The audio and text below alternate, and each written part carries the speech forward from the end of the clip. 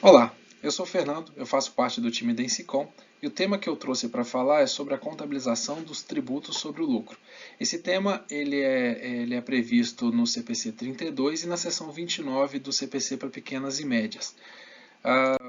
Para falar sobre esse tema, alguns conceitos precisam ser revistos, né? Precisam ser conhecidos. Um deles, a diferença entre resultado contábil e lucro tributável, que a gente chama de lucro societário e lucro fiscal ou lucro real. Aqui você tem onde o resultado contábil é o lucro apurado com base nas IFRS, enquanto o lucro tributável, o lucro real, é aquele calculado a partir do resultado contábil, onde você tem adições de despesas não dedutíveis, segundo o regulamento do imposto de renda, e de receitas não tributáveis, também seguindo a regra fiscal. Então, a partir dali você vai ter esse lucro real e o lucro societário.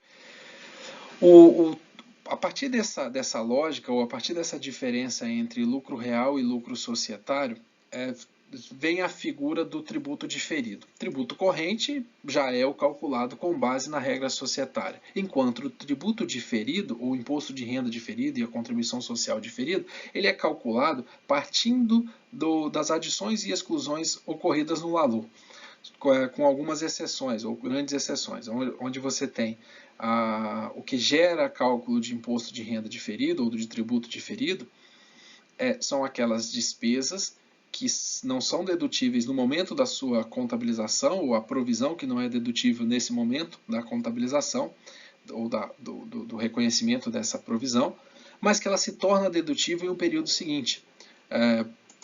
E aí você vai ter esse exemplo. Esse é um exemplo de ativo fiscal diferido. A gente tem aqui provisão contabilizada, porém considerada indedutível até a sua realização. Exemplo clássico disso é a provisão para crédito de liquidação duvidosa, né, a PCLD ou a PDD, né, também conhecida como a provisão para devedores duvidosos. O que você tem nisso aqui? Quando a empresa realiza a provisão, se no momento da provisão não se cumpriu os requisitos ou as exigências previstas no regulamento do imposto de renda, essa provisão não é dedutível para efeito fiscal.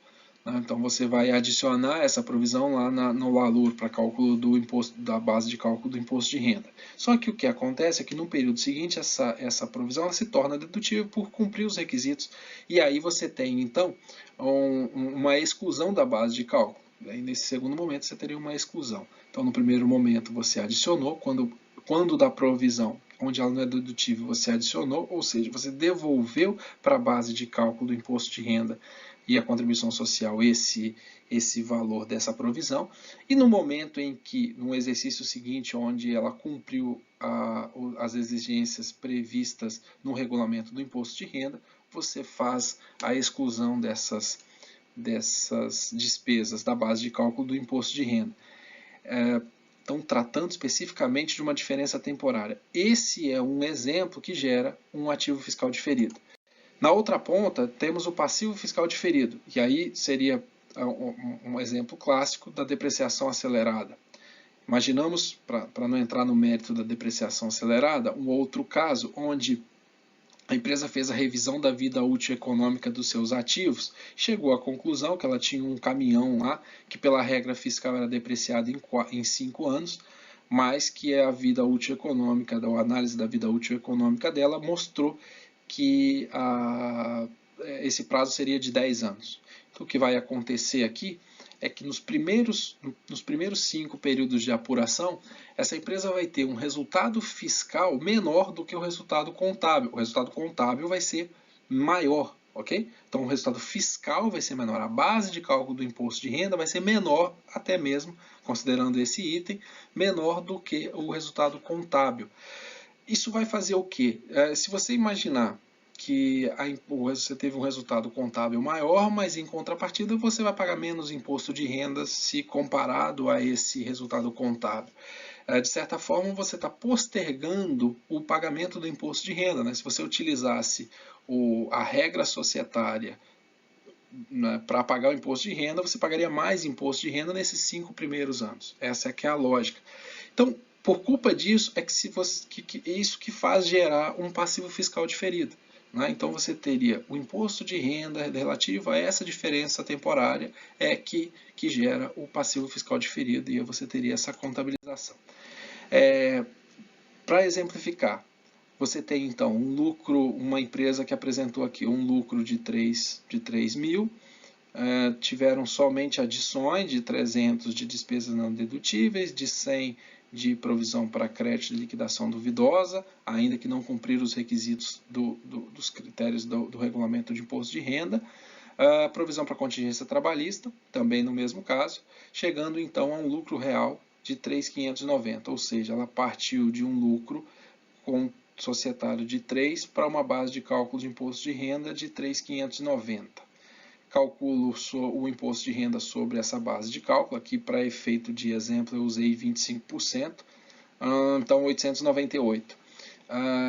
Esse é o imposto corrente. Tá? Então, imposto corrente, eu vou debitar aqui a minha despesa com imposto de renda, naturalmente, acreditar o meu passivo circulante.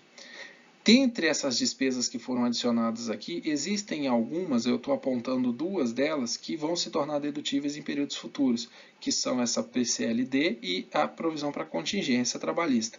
Então, elas vão se tornar dedutíveis em período futuro, elas vão ser base de cálculo para meu imposto de renda diferido.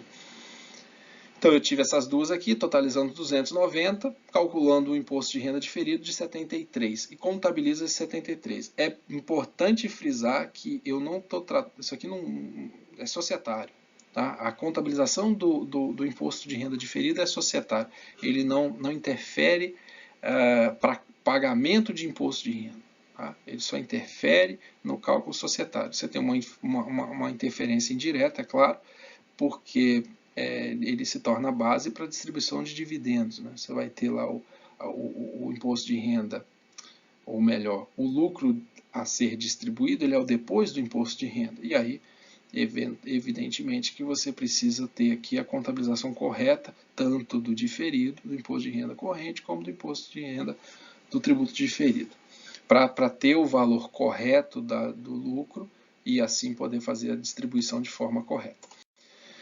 A contabilização desse diferido, então desse imposto de renda diferido, você teria débito do ativo realizava a longo prazo aqui, do ativo não circulante realizava a longo prazo, e uma despesa do imposto de renda de 73. Isso vai fazer com que a minha despesa líquida total de imposto de renda ela fique 898, que era o valor que eu tinha lá de imposto corrente, menos o crédito que eu tenho aqui, que é o meu imposto de renda diferido de 73. Bem, o recado era esse, muito obrigado e até a próxima.